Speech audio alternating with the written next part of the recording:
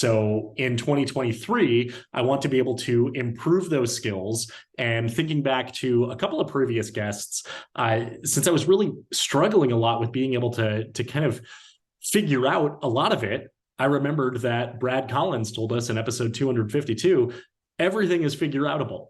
And I thought, I absolutely can figure it out by acknowledging that everything is figure outable. Welcome to the AttractionPros podcast, where we discuss the latest trends and challenges facing the attractions industry today. We chat with some of the top leaders in the field and provide resources that will help develop your career in this great industry. I am Josh Liebman. I am obsessed with the guest experience and helping attractions make that their top priority for success. And I'm Matt Heller. I am passionate about organizational effectiveness, leadership development, and employee engagement. Now sit upright, hold on tight, and get ready for the AttractionPros podcast. Hey, Matt, Happy New Year. Happy New Year to you too, Josh. How are you? Doing well. How is your 2023 going so far? So far, it's pretty fantastic. Yes, so glad to hear that. Yes, starting off the year right. Yes. Yeah. How about you? 2023 starting off for you? Starting off strong. I have exercised every single day this year, which at the time of this recording would be 3 days in a row. So okay, perfect. So we'll see if we keep that streak going. And yeah, I'm pumped for a pretty exciting and adventurous year. So what about you? Yeah, I mean, it's only, like you said, 3 days old to this point. I may be taking more of the slow ramp up approach to 2023 rather than, some people, like you said, you exercise 3 days in a row. I've done a little bit of exercise that has been part of my new goal for the year. But I think part of me was really enjoying sort of the downtime that I had over the holidays. And, for a lot of what we do, it's a break time, and there's a lot of people that are, they kind of close down a little bit before Christmas, even if their business is still going. They're kind of closing things out and not thinking too much about 2023 yet. And then, once the calendar turns, now things are starting to ramp up a little bit and starting to talk more to people about, coming to see them and do those kind of things. So kind of a slow ramp up into 2023 for me so far. Yeah. And that I also had some downtime and some calm and relaxation the last week of the year, which is actually pretty abnormal for me. And I think it probably dates back to living and working in Orlando, where you remember that last week of the year is always just it's the absolute busiest visitation wise. And I feel like it's always go. And I feel like I've always been hardwired of like, all right, this is the week, the whole world's on vacation. So I'm even working from home, even if I don't actually have meetings set up of like, all right, I'm going to be so productive this week. And then my daycare announced that they were going to be shut down between Christmas and New Year's. And I was like, well, I think I'm going to take that week off. There you go. So perfect. It was pretty nice. I think I think Jacob, my toddler, he got bored a couple of times. Or we had a pretty big snowstorm that came in, kept us inside for a couple days in a row. But but we managed, and we had some nice, just good family time. Awesome. Well, I hope that family time continues throughout 2023. Right? It can't be all work. All work and no play makes Josh a dull boy, makes me a dull boy. So we definitely don't want to do that.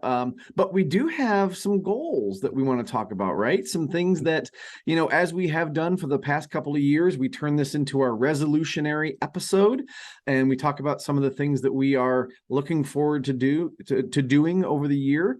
Not necessarily resolutions, but goals. Yeah. By the way, did we make up the word resolutionary? That's a great question. We may have. Yeah. I think we came up with it one day, and this is, let's see, we started the podcast in 2017. So we went in 2018, 19, 20, 21, 22. This is our 6th annual Resolutionary episode. Bam. That's consistency for you. Even if we didn't make it up, we've probably used it most. That's true. Let's say that. We can say And that.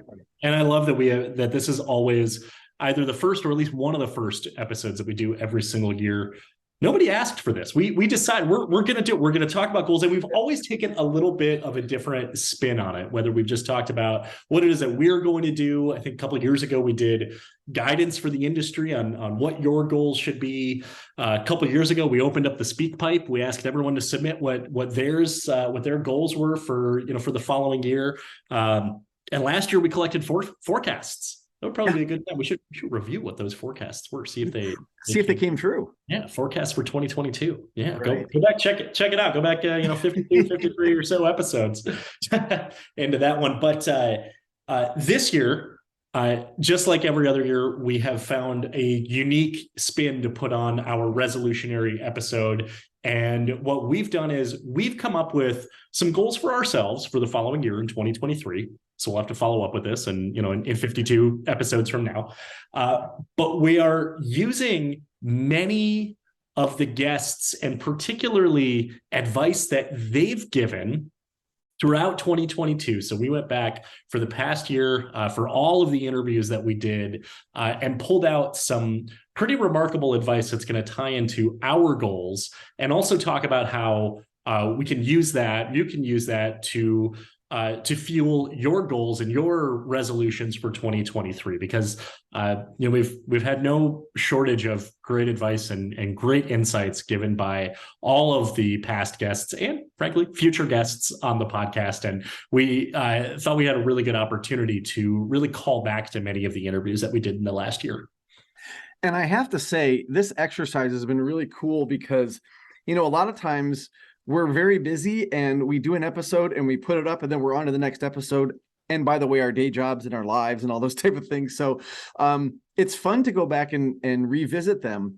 It's also fun to go back and look specifically at what people were saying and the advice and the context in which that advice was given. But also, so much of it, as we talk about with our desire for the podcast, is really evergreen. Mm-hmm. And what was funny is, you even said, let's put some guide rails on this. Let's make it just about the people that we talked to in 2022. But I had already started going back even further. And like some of our even first episodes, I'm like, well, this person said something that was really cool and I could use that even now. So I think that's something that I recognized as being unique about some of the guests that we've had, is that a lot of the things they've said really do still ring true today. 100%. 100%. Use the word evergreen. And that's been our goal from the beginning. So if you go back to those early episodes in 2017, as long as you can forgive a couple of novice podcasters trying to find their groove there, you'll find a lot of great wisdom right from the start. Exactly. So should we go ahead and jump in? Absolutely. So we have both compiled a few goals for ourselves for 2023 and are going to be able to reference several previous podcast guests into how we are going to use their advice to achieve our goals. Do you want to jump into it with your first 2023 goal? I would be happy to. And what was interesting is, we shared these with each other and a couple of them were overlaps. Mm-hmm. A couple of them, we both said this was really great advice and really touches on the goals that we want to pursue. My first one actually comes from John Penney from Black Dog Advertising. And one of the things that he said was, he talked about staying on the edge. Now, from an advertising perspective, of course, you want to stay on the edge. You want to be on the leading edge of how you're going to interact with your guests and how you're going to get the word out, how you're going to tell your story. I can't tell you how many times when I go back and look at those feature images, the word story is in there, right? Yes. A lot of people talk about story, which is great, and storytelling. But what I take this to mean for me, and one of the things that was really on my mind to do throughout this coming year was really focus on continual improvement for myself, right? And we both work in a space where we're helping other people get better at things, right? And absolutely that is my passion. But I also want to make sure that I'm staying on the edge of my own ability.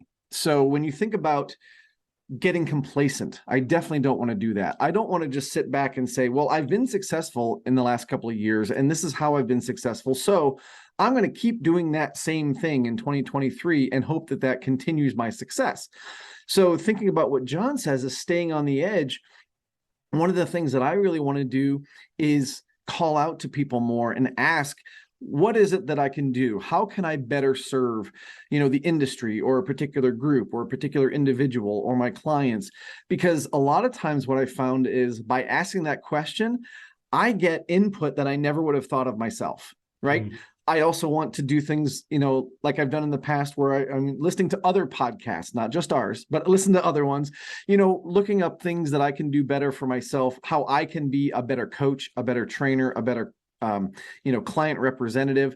All those things I want to continually get better at, even if it's a little bit at a time. I want to try and take that to the next level. So that's the advice that I'm taking from him to stay on the edge. I don't want to get complacent. I want to continually improve what I'm doing to help other people. Nice. Do you have any examples or skill sets that you think you'd be able to apply this to? A couple, yeah. And a couple of that I've already kind of set in motion.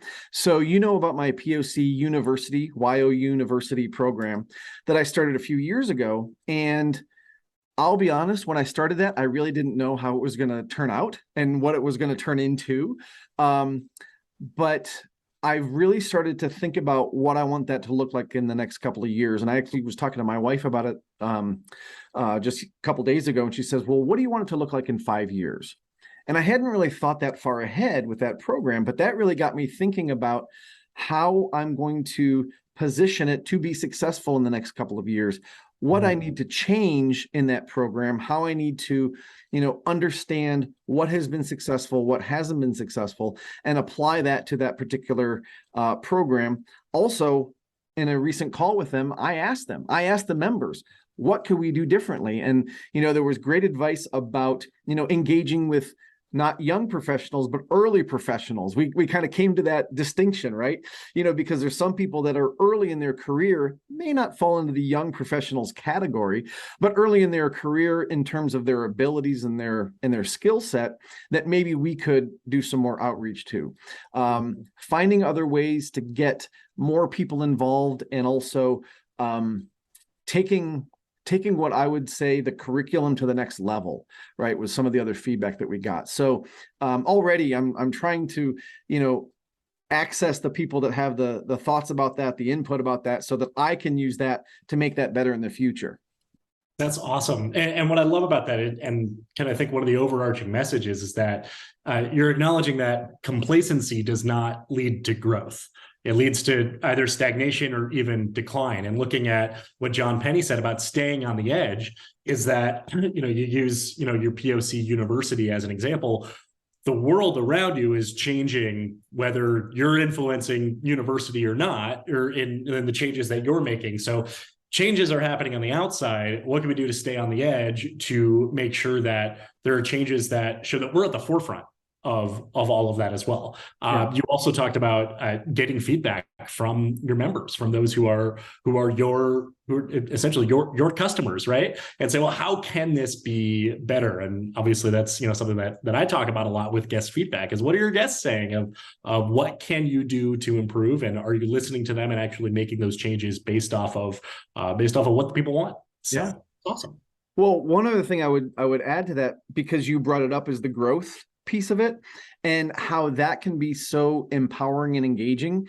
So like I said, over the break, I kind of took a break, and there were some things I was thinking about, and like I was like, oh, I can be so productive today, and then I'm going to watch a movie on Netflix, or I'm going to hang out with my dog Otis, or whatever, right? And so there wasn't a lot of work done there. But after I asked the group, after I talked to my wife a little bit, after I did a little bit more brainstorming, I just sat down, and I know you've had this happen. Your fingers just fly, right? And there's just so much that comes out, and like all these other ideas start popping, right? All those little synapses start connecting, and you start thinking, okay, I got this, and I can do this, and I can do this. And it's that inspiration that comes from, maybe a lot of different input that then come together, so that's how you now continue your growth path. Right. Mm-hmm. So you're right. Complacency will never lead to growth. And it took all those little bits of input to then create the inspiration to where now I have a path, And that's really what I was hoping to have, is some sort of path forward. So it's not just all these nebulous ideas that I'm trying to connect. Now they're, at least on paper, in a draft form, they're starting to be connected. Nice. Excellent. Yeah. Cool. Well, thanks for sharing. Excellent. Absolutely. Absolutely. What about you? Let's get your first one. Yeah, absolutely. So in 2022, on my last birthday, which was in June, so right around the middle of the year, my wife got me an electric keyboard for my birthday. Actually, if you're watching on video, there it is in the background right there, sitting against the wall, against the window. And I got a course to learn to play piano online. And I got kicked off. I was really motivated with it, and was really excited. And after, I would say, like the initial surge, it started to taper off quite a bit. And I realized that I hadn't actually made that much progress. I would not be able to say, I can play piano. So in 2023, I want to be able to improve those skills. And thinking back to a couple of previous guests, since I was really struggling a lot with being able to kind of figure out a lot of it, I remembered that Brad Collins told us in episode 252, everything is figure outable. And I thought, I absolutely can figure it out by acknowledging that everything is figure outable. So in the last week or so of the year, realizing that, hey, I've got this downtime, I am going to learn how to play Auld Lang Syne before December 31st. So I set the deadline. I said, I cannot do it at all right now. I think it was about a week. So it was right around the 23rd, 24th or so that I said, all right, I am going to take this time and I am going to figure it out. And so I did, and started out. It was very hard. I realized I can learn the notes very easily, but the harmonization, which includes a lot of hand coordination, that is really where I was struggling a lot. So I said, no, I am going to get this done by the end of the year. And I would trip up and I would develop some muscle memory, and I would play it again. I would trip up again. And thinking back to what Craig Buster told us in episode 227, which was one of our first episodes in 2022, it talks about learning from failure. And I know, he talked about it from the business standpoint, and opening this restaurant that didn't succeed within the venue, and making these changes. And I thought, all right, these failures are microscopic because I can just flip it around and I can just learn from it and I can improve on it. And I did. And when I felt the progress, that fueled my energy. And some of this energy was like late at night. I was like 10, 11 o'clock at night, of being like, I can't go to bed until I'm at least going to get to this part of it, right? I knew I can't just learn the entire song at once, even though verses, each verse is relatively similar, and 2 and 3 are almost identical to each other. But I realized I'm going to do this in chunks, and I'm going to improve more and more every single day until I do it. And on the morning of December 31st, as you saw on pretty much all of my social accounts, Facebook, Twitter, and Instagram, I shared a 59-second video of me playing the entire song. What you might not realize just from watching the video is that I sat there and there were a lot of outtakes, probably an hour leading up to that. And I knew it. It was just about being able to hit every single note on the spot. And I think it wasn't 100% perfect, the final version, but I said, you know what? I said, this is as close as I'm going to get. And I think most people won't notice unless you're a trained musician. And that was my output from it, of saying, okay, this is what I'm going to do by the end of the year. This is how I'll measure the success, is if I can share a video on social media. Most people I know don't even know that I started playing piano. So it was kind of a shocker for even some family members, which was kind of funny. Yeah. And now I think that really set me up for how I want to continue it in 2023, recognizing that everything is figure outable, and I'm going to fail at it as I learn it, and I'm going to learn from that failure. And the next time I do it, I'm going to improve and build up that muscle memory and be able to become more and more proficient.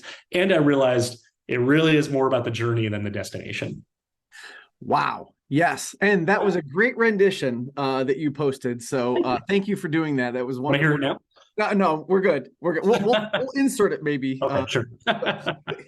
But here's what I think was so cool about what you just shared, your story, if you will, that there are so many tactical and practical things that you mentioned that you did that anybody can do if they are looking to achieve any kind of goal, right? The first one is that you were very specific about what you wanted to learn. It was a very specific song, right? You had a specific arrangement, so it was, you had a very, very clear target. You also set a deadline, which was really critical. You want to do this specific thing by this deadline. That is critical. You also set micro goals. So I'm just going to learn the verse. I'm going to learn the chorus, and then I'm going to put them together. And then one other thing that kind of happened afterwards, but I hope continues to fuel your desire to continue playing piano, is telling other people, right? Because now there's other people that can say, hey, Josh, what have you learned now, right? What's your next song? What are you going to be playing for us? When are you going to do a piano recital for everybody? When are you going to do your virtual piano recital? So now you've got that much more investment in that process, and you now know how to go about doing this again. Exactly. Yeah. And that was part of the reason, knowing, okay, if I'm going to share this, then I'm subtly kind of saying, I know how to play piano if it's posted on social media. So it actually does, it actually gives me a lot more accountability to continue improving, learn more songs, learn more skills, and continuously improve with incremental improvements. So I think maybe I'll look towards John Penney in episode 240 to stay on the edge for it. There you go. So what is your next song? Do you have one picked out that you're going to learn next? There are a few Beatles songs that Nice. that I think go very well on piano. I think "Let It Be" is one of them. "Hey Jude" is another that I mean, obviously they're fantastic songs, and I feel like they're learnable as well.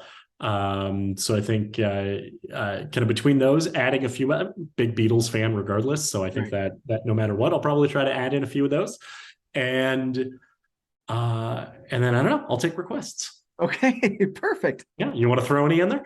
I'll think about it. As long as it's not like "Paradise by the Dashboard Light" or something. Right. Hey, that would be a great stretch goal. Right. But what I've heard before is that if you can take the essence of any song and play it on piano or acoustic guitar, right? That is a good sort of universal song that everybody will kind of know, and it's an easily recognizable melody and that kind of thing. So those Beatles songs are great examples of that, and there's tons of them out there, and not just by the Beatles, but a lot of other artists that you could adapt, even if they're not piano songs. You could start adapting those to play. Yeah, exactly. Yeah. So yeah, hey, we'll see where it takes me. We'll see it. This is exciting. Yeah. All right. What's your next one? My next one actually comes from Andrea Wiles from the DuPage Children's Museum. And she really talked a lot about advocating for children. And it was very inspiring to hear her talk about that, the education of children, and not just the fact that the museum is an attraction, but it's also an education entity.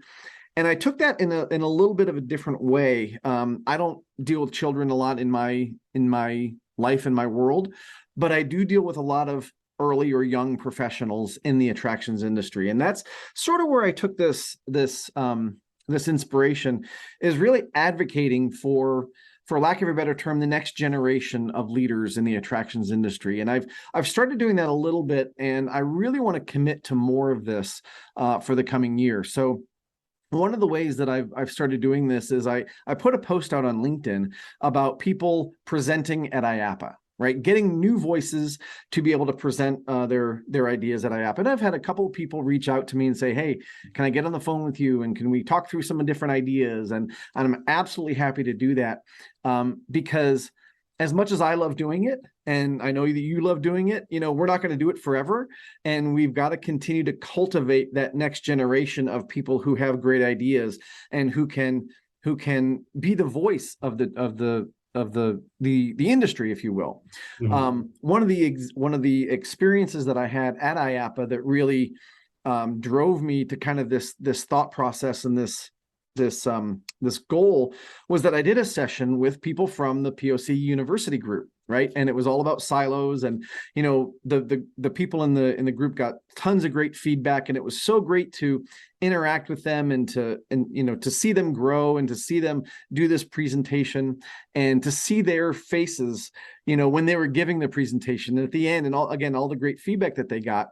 And I thought, as much as I love to do those presentations, it's almost a little bit more rewarding for me to be on this side of it, where I'm now helping other people, and they could be the voices going forward, and they could do more presentations, and they could present their ideas to other people, and really be amazing influences in this industry. So that's part of where this advocating for children, advocating for the newer generation, or the younger folks coming up through the industry, is figuring out ways that I can help them get their voice out there, or take the next step in their leadership, or put themselves in maybe an uncomfortable position so that they can grow and learn and be positive influences in the industry. So that's my second one. Yeah.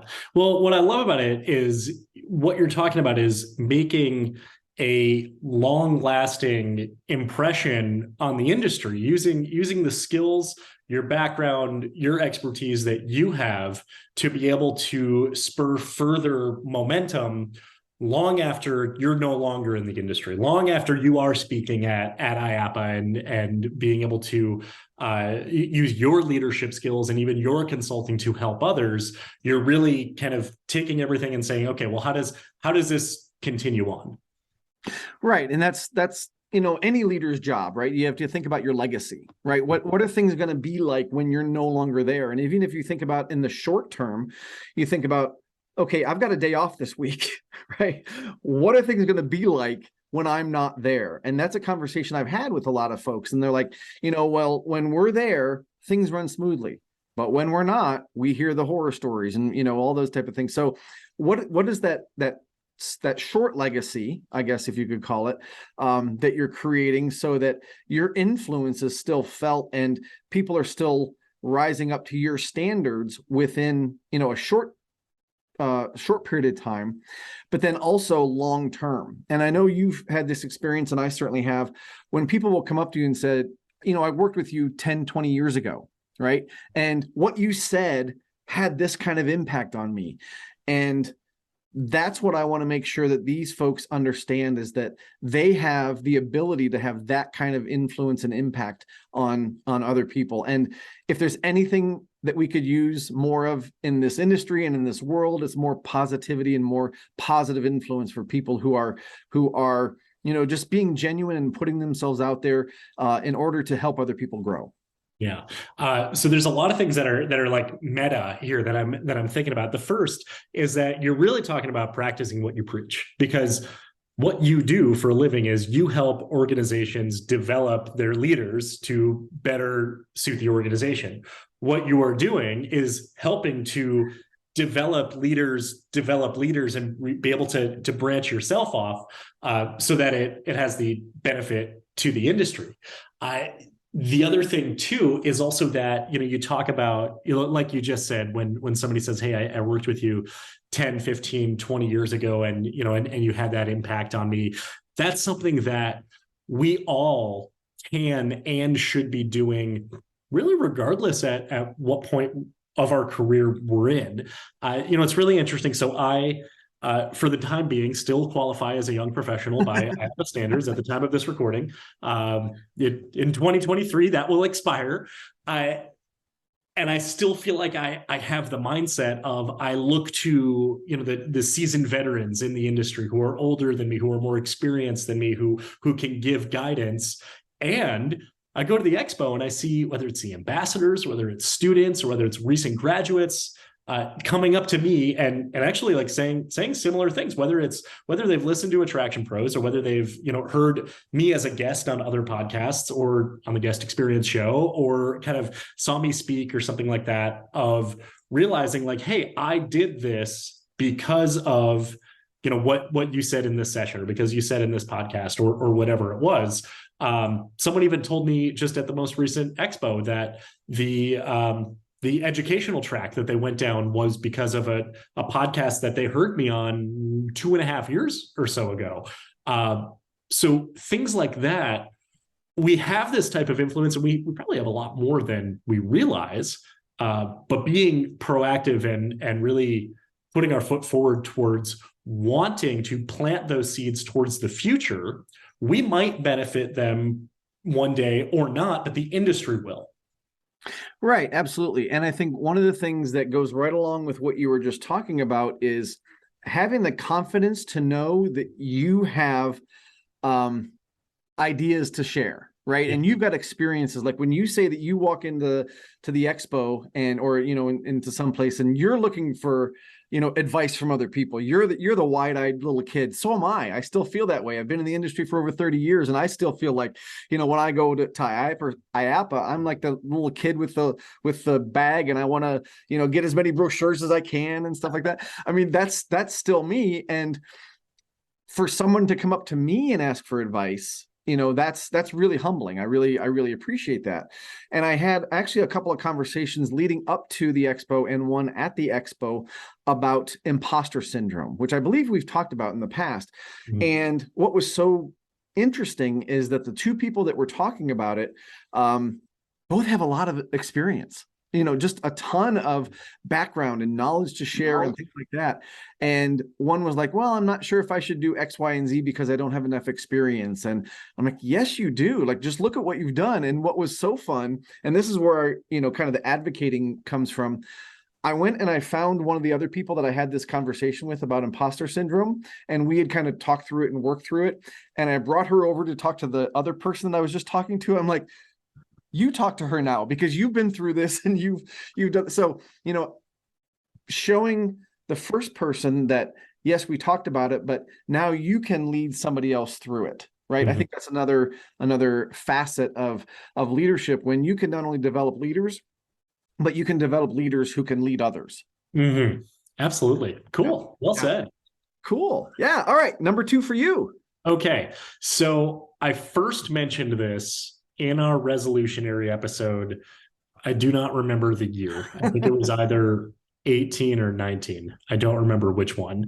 But I said I wanted to take a lot of the things that I'd been compiling as a consultant, leading guest experience workshops, a lot from my educational background in hospitality, both from the undergrad and from the graduate side, and put it all into a practical business book. And even more recently, people have asked me, do you have a book? And I'm like, no, not yet.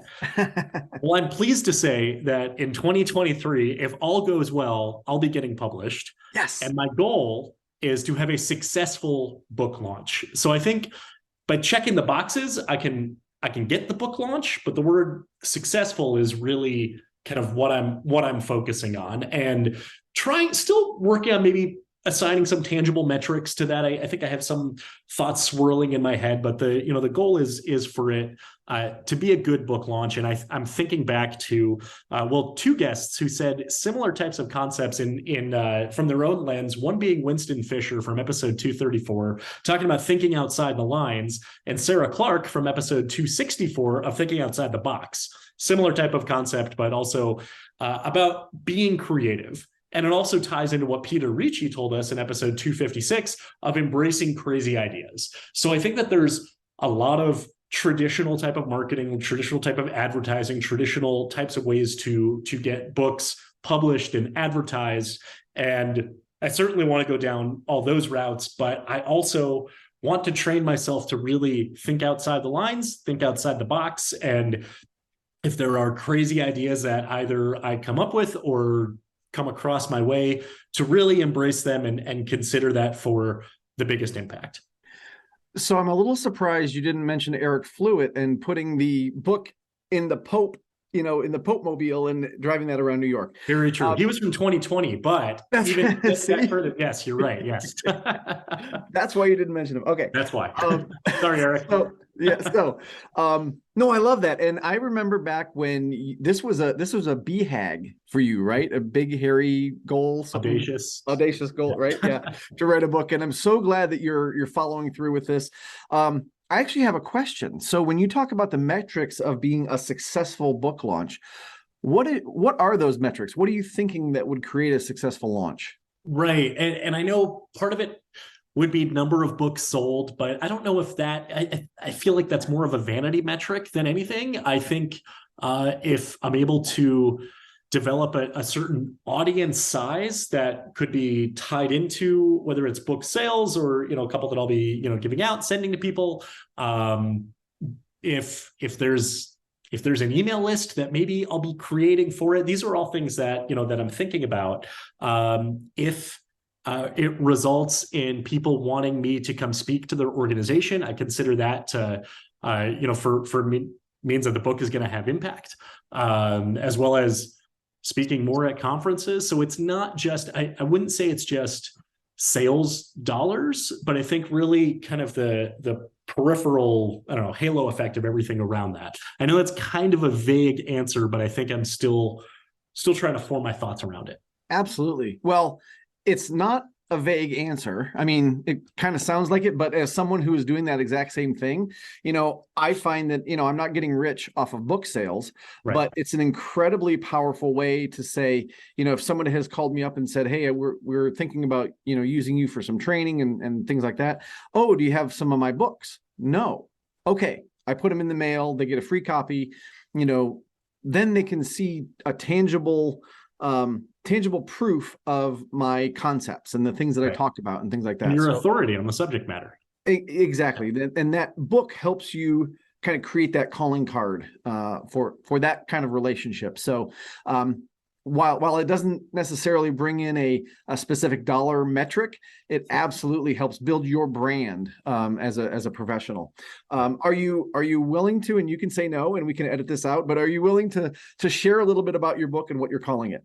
Sure, absolutely. Why not? Yeah. The book is called The Hospitality Mentality, Creating a Service Culture Through Your Guest Experience. And it is I guess you could say a step-by-step process of going through the guest journey from setting expectations to exceeding expectations and putting a plan in place really towards driving loyalty and doing it through the people element of your business. So is it a book about customer service, guest experience, hospitality, all that tied into one? I do try to dismiss the term customer service very early on in the book. As you know, I think you've read the first few chapters or so, and really reframing the mindset of getting out of the customer service mindset and into the guest experience mindset and what you can do boots on the ground with every interaction with every single one of your guests that you have to be able to take that to the next level and really make a long-lasting impact on them. So I have read more than just the first couple of chapters, but one of the things I will say for anybody who isn't already pulled in by that title and that description is that Josh does get really granular. I know that's a term that we use a lot, but he does get very granular in the tactics that you can use. So it's not just, oh, you should have a great a guest experience program in your facility, but really getting down into the detail of how you can go about doing it and the steps you can take and the way that you can lead your teams and adjust your mindset and the things you can put in place. And it's funny because as I read it, and I hope I'm not embarrassing you, but I'm going to say it anyway. As I read it, of course, I could hear your voice, almost reading it to me. But I could see actual interactions happening. Like as you would describe, this interaction between, a customer service, a guest service experience professional and a guest, I could see it happening, right? And what was cool is I could see it happening in the not so great way. Of course, you're describing it in the way that would really, lead to additional sales and more loyalty and those type of things. But I could see it happening in the ho hum, I'm going to write a bad review of this place. They're maybe even rude, but I could see the impact of having those kind of conversations with people. And I think the most recent one I was reading about was upselling, but you'd never call it upselling, right? It was more about having a conversation, meeting someone's need and exceeding what their expectation would be. And oh, by the way, they're probably going to spend more money. because Right. of that, you know. And I So drill it down to specifically chapter 5 on personalizing or deliver a so hyper personalized experience. Can't remember. yeah. I So should remember. I guess what I'm saying is that even thinking back to your audacious goal in 2018, 2019, taking all of that information and everything that you've learned over the course of your career, putting it in there and putting it in a way that, you know, it's very relatable, very much on on task for, you know, figuring out if this is what we want people to do, this is how we do it. Mm-hmm. Yeah. Cool. Well, thank you. I appreciate Absolutely. that. I look forward to getting it in my hands and getting into other people's hands as well. So Yeah, just shoot me a message if you want a copy. there you go. Yeah. Well, I want it to be, like we said, as far as, it's not just book sales that, that really make it tangible and successful, but really relationship based is, I think, probably the biggest mindset of doing that. And it requires thinking outside the lines, outside the box, and embracing some crazy ideas. Exactly. Very good. All right. Give us number 3. Number 3 for me. I have 2 inspirations for this one. Dr. Tanya Matthews from the International African American Museum and Winston Fisher from Area 15, same episode that you mentioned. Dr. Tanya Matthews talks about uncomfortable subjects. And of course, Winston talks about, getting outside the lines or thinking outside the lines. And one of the things that I enjoy most about what I get to do is talking about uncomfortable subjects. And when I can get one-on-one with somebody and we can get really into the weeds about what's happening and what's going on and finding the true root cause and be able to connect the dots as far as what's happening over here versus what's happening over there, we connect the dots, we figure out, okay, this is our way forward, this is our path. That is something that really excites me. That process truly, truly excites me. So I want to embrace those uncomfortable topics even more often. But the way to do that might be a little counterintuitive to building a brand as a speaker, as a trainer, and things like that. And one of the thoughts that I had toward the end of last year was sometimes in order to get big results, you have to go small. And what I mean by that, for me personally in my business, is that I can speak to 500 people, right? I can speak to them for an hour, 2 hours, 3 hours, whatever it is. We'll make it fun. We'll make it interactive. We'll have a good time. We'll play games and all these type of things. We'll cover some really, hopefully impactful content and material. But when you have that many people, it's hard sometimes to get to the root cause of every single person's issues, or to, drill down into what's really going on with them. And that's where I found, not only for me being sort of a sweet spot and very, very empowering for me, but also for the coachee, if you will, the client. I've had many people tell me in those kind of conversations, oh, there's the light bulb moment, right? And I don't know that I get as many of those in a large format. I still try, right? Still want to, still love doing the large format. But I think to really get to some of those bigger issues, you do have to go small. You have to get, down to 1, 2, 3 people, right? And really focus on what's going on with them, because they're going to be much more comfortable talking about kind of their deep, dark secrets and their issues with one person versus in front of 500.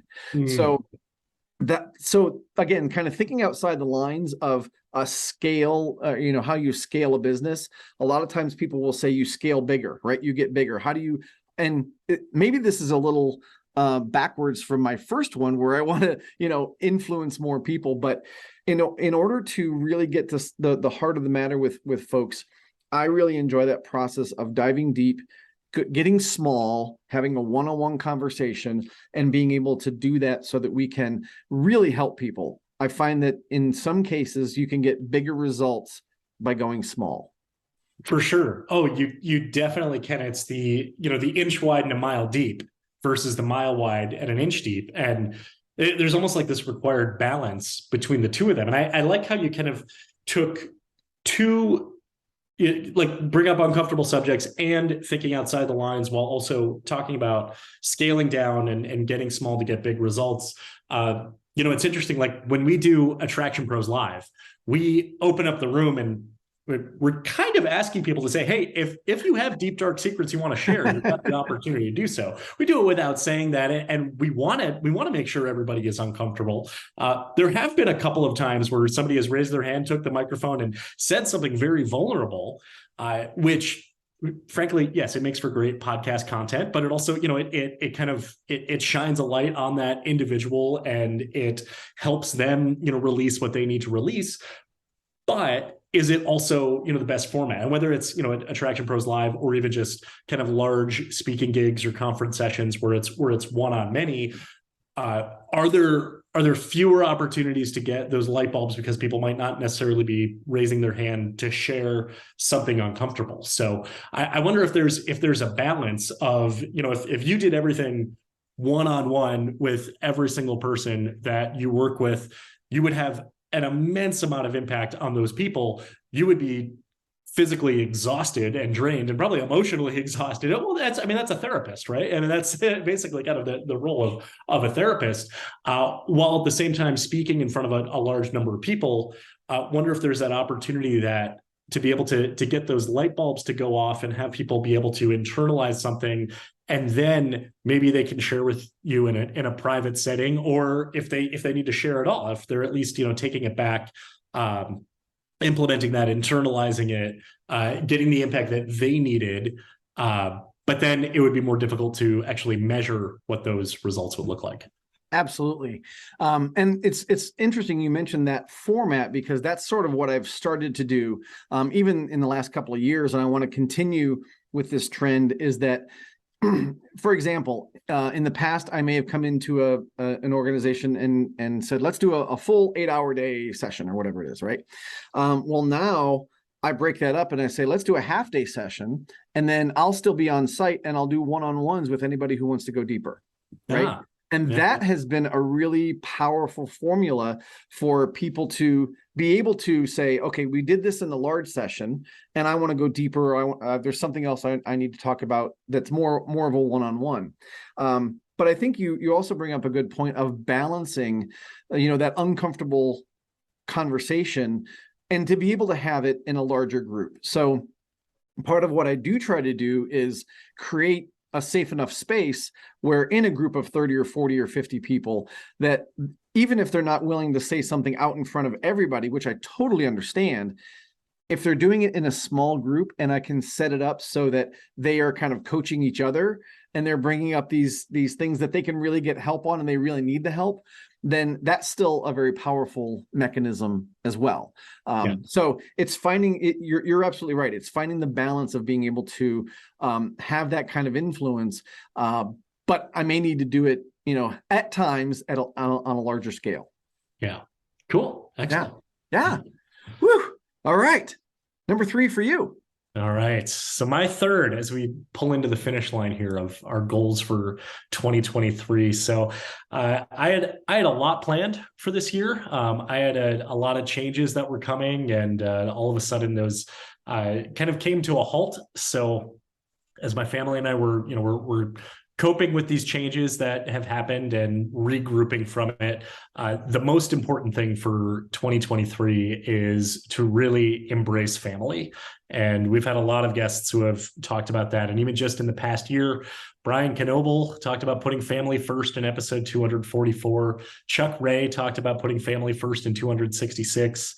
And if we even go back to our final episode of 2021 and want to include Phil Wilson, that was a very big part of the conversation with Family Matters that he talked about in that interview as well. So putting family first is definitely, it's something that I feel I've always strived for that to be a priority. And I feel like I've done a good job of it. And in 2023, it's going to take on an even greater importance to do it. And the other one that I want to tie in to this one was really inspired when Dwan Rivers told us to say yes to opportunity. So I kind of want to blend those together. And I don't think I'm going to do anything as ambitious as he's done. Not yet. Maybe one day I'll run a marathon in Antarctica, or any of the other crazy things he's done. But even just that mindset of saying yes to opportunity while embracing family taking opportunities to spend more time with family, whether it's through traveling or whether it's doing anything at home or in our city or whatever that is,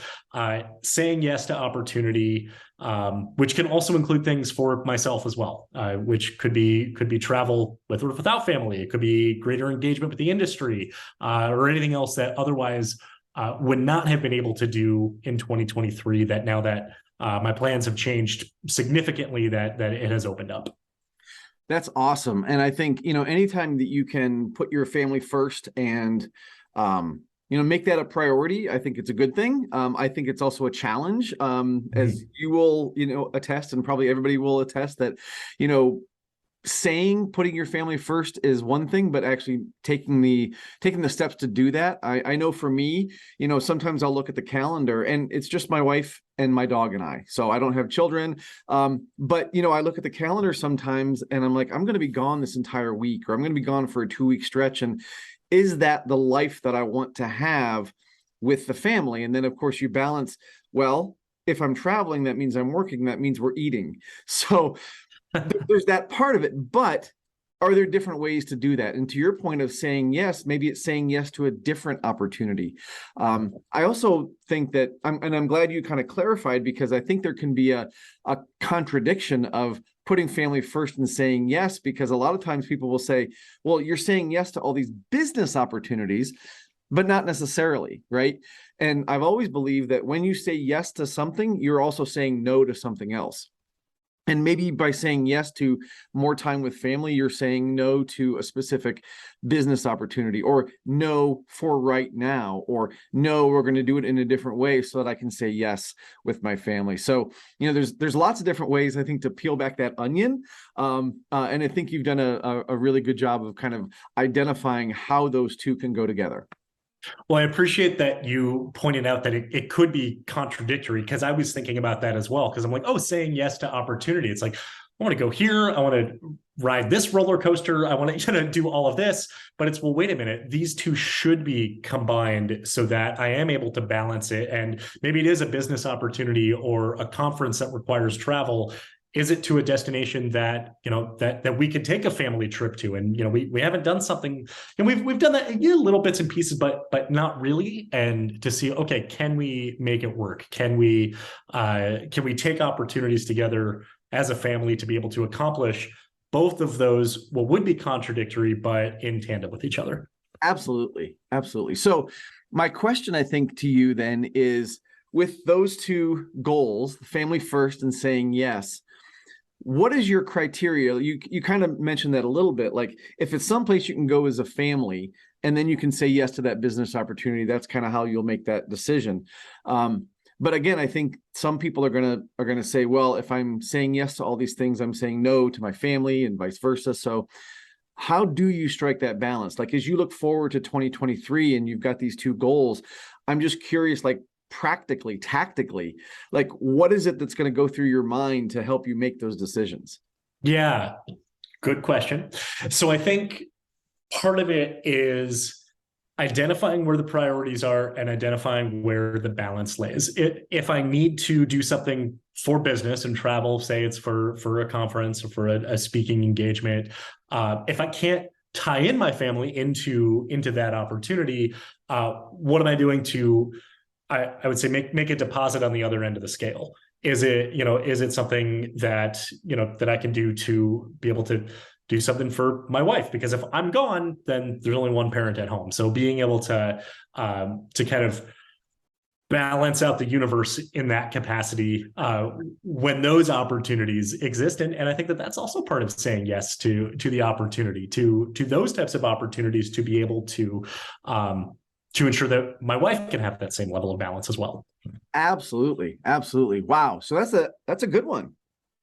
I think so too. Thank you. I think they've all been good. I think all the ones that we've talked about today, really, at least I hope, are things that we can accomplish, things that some things are already kind of set into motion, but will ultimately make us better people in 2023.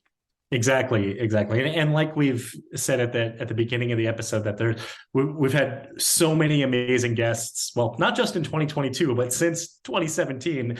And really, if you just look back and just all the advice, all the insights, all the wisdom, it would take what about 52 hours to really be able to absorb all of it. So of course, you can do that over time if you tune in every single week, which I hope you are. But even just highlighting just a few of the top ones like we've done, we can extend it out even further and talk about how Dolph DeYoung talked about ruthless optimism, Lee Cockrell talking about getting out of the village, Dennis Spiegel talking about how the common denominator is to have fun, and how Brad Collins talked about having fun at work. Those two go hand in hand. Hal McAvoy talked about making meaningful connections.